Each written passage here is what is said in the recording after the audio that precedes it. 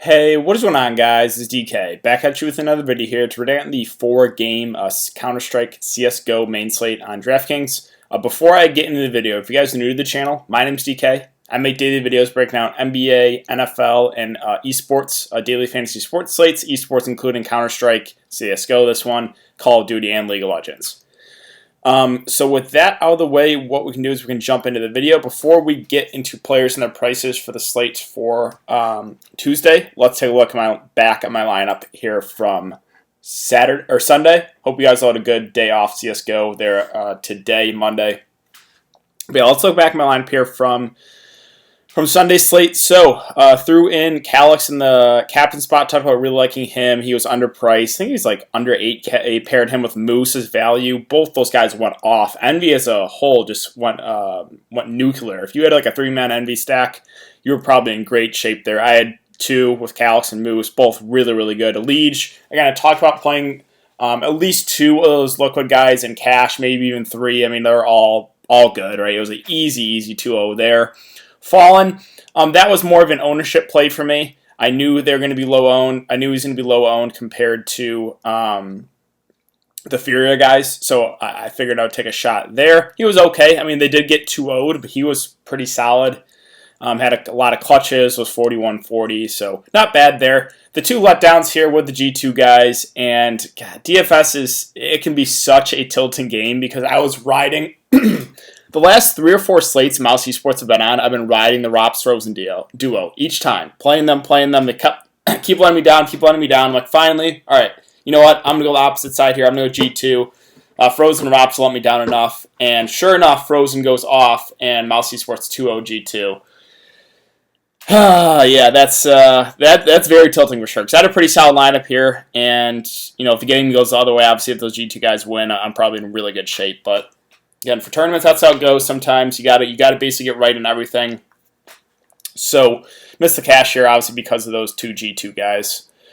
All right, let's take a look at some Vegas odds here for the 4-game main slate. We have FaZe Clan versus Godsent. FaZe Clan, huge favorites here, minus 650. Contact versus North. We have North at minus 180 favorites. Team Dignitas versus Straws. Straws, huge favorites here, minus 1600. And Ninjas in Pajamas and Heretics and Ninjas in Pajamas Slight Bears there at minus 205.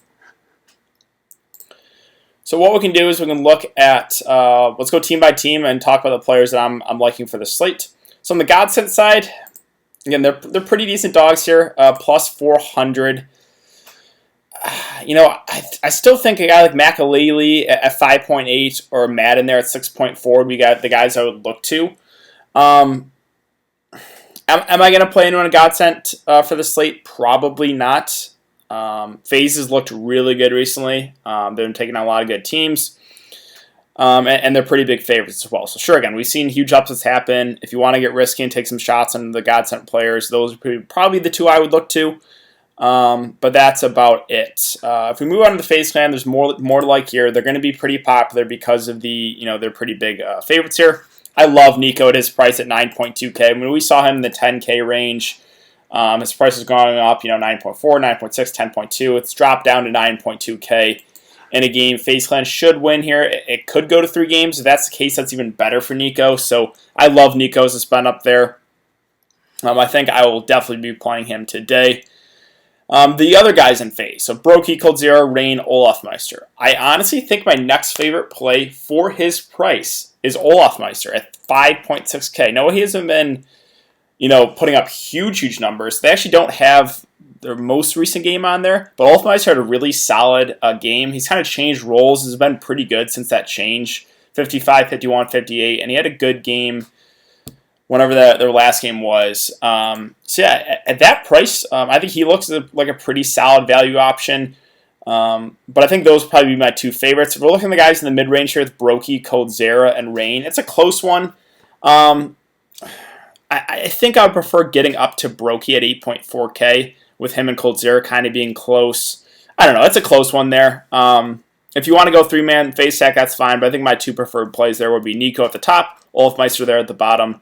Yeah, let's move on to North versus Contact.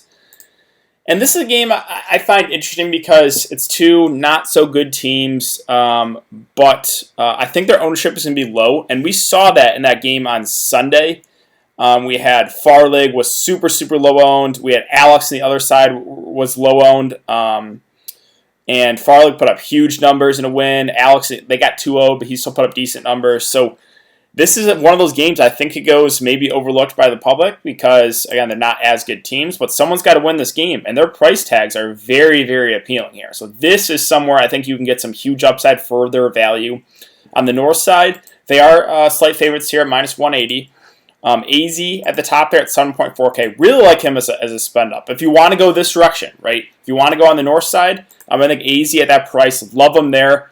And don't even mind Gade there at 6K for value. So those are probably the two guys I'll look to. AZ at the top at 7.4, Gade there at the bottom at 6K.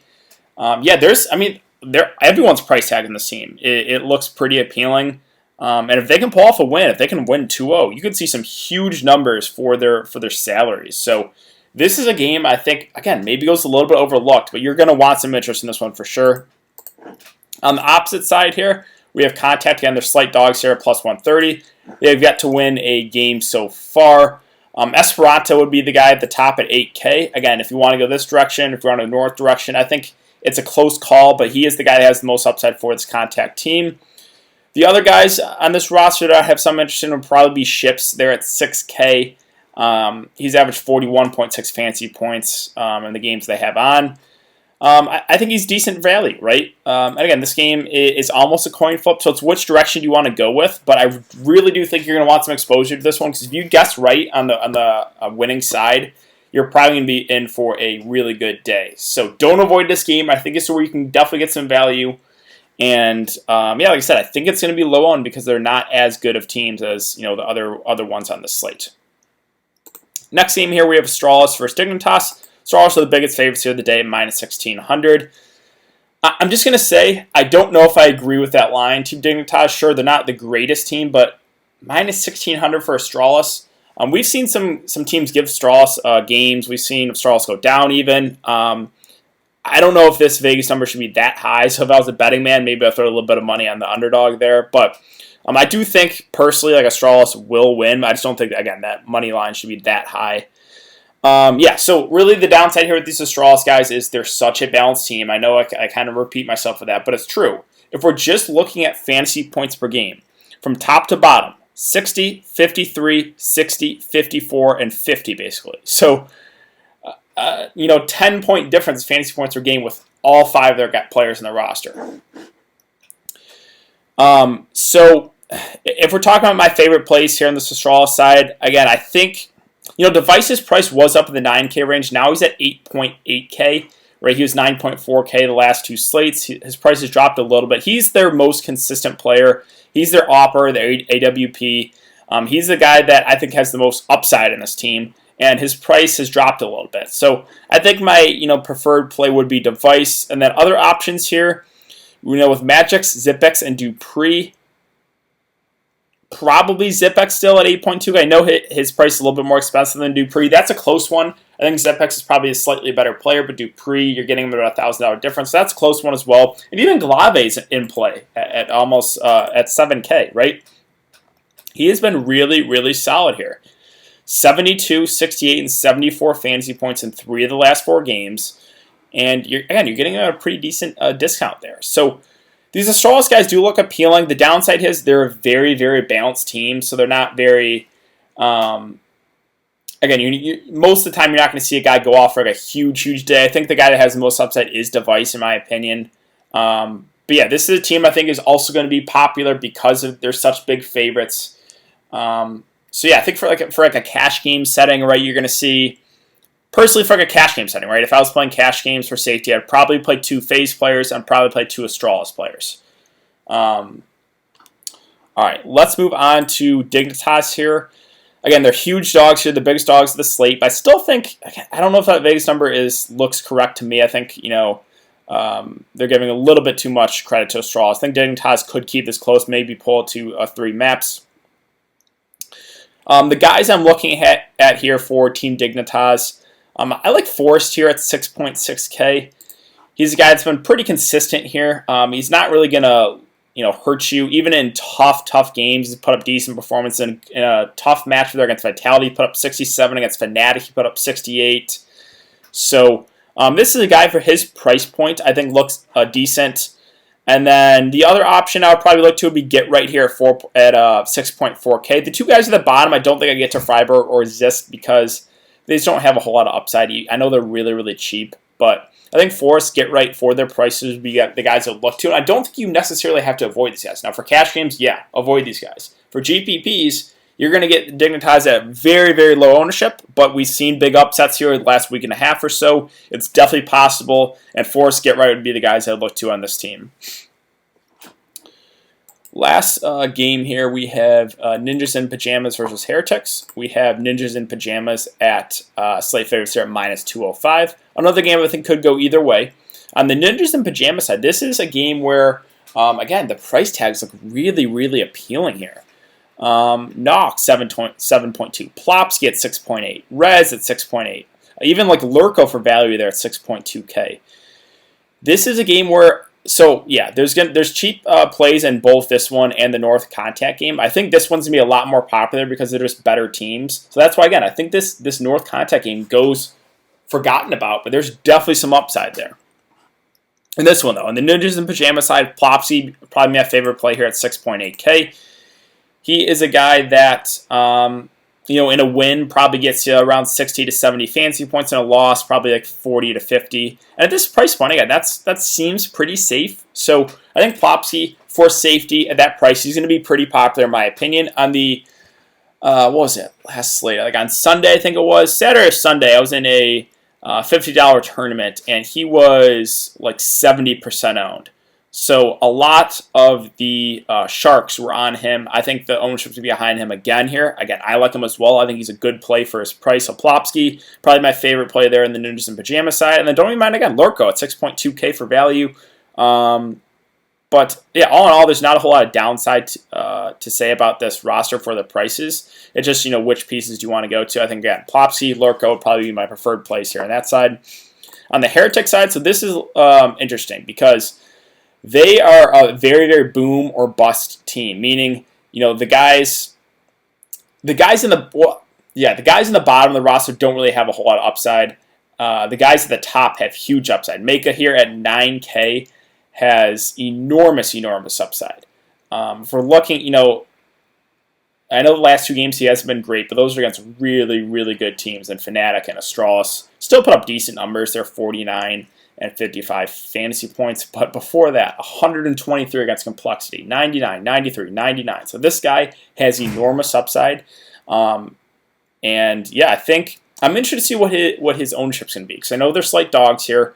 Maybe just because they're underdogs, people will avoid him, but I think he has huge upside, and there's not a whole lot to pay up for on this slate. So Make is a guy I'm definitely looking at there at that price.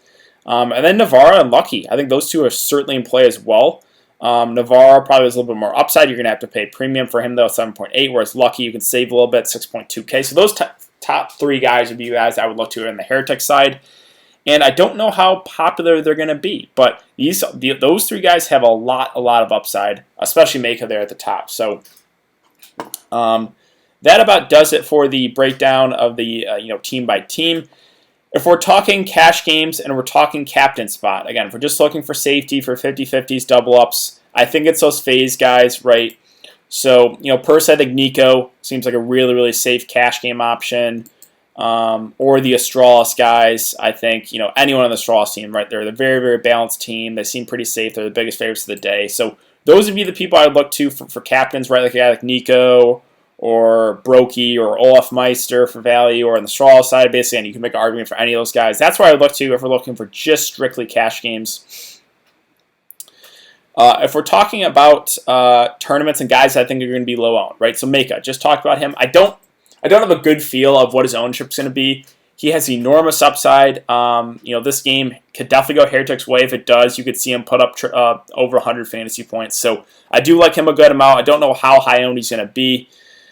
Other options here, right? That basically the whole North and Contact game. I just think that game goes under the radar. But there's a lot of interesting plays here, like Esperanto, AZ there at 7.4K. Plopsky, I think he's going to be pretty popular, but I like him a good amount for his price. Force, if you want to get really risky on the Dignitas side, he'd probably be my preferred play there. If we're talking, again, underdogs, risky plays, I got like Mad in there at 6.4K. But yeah, I think that basically wraps it up for the breakdown of the slate. So if you guys have been enjoying the content so far, we'd really appreciate if you could take 2 seconds every day, hit that like button, hit that subscribe button if you haven't already. I'm going to continue to grind out these esports videos, Counter-Strike, and then we have Call of Duty coming up this weekend. I will have videos up for all 3 slates for that. So yeah, thanks again for everyone coming to check out the video. I really do appreciate it. Hope you guys all have a good day, and I will see you all in the next video for Counter-Strike.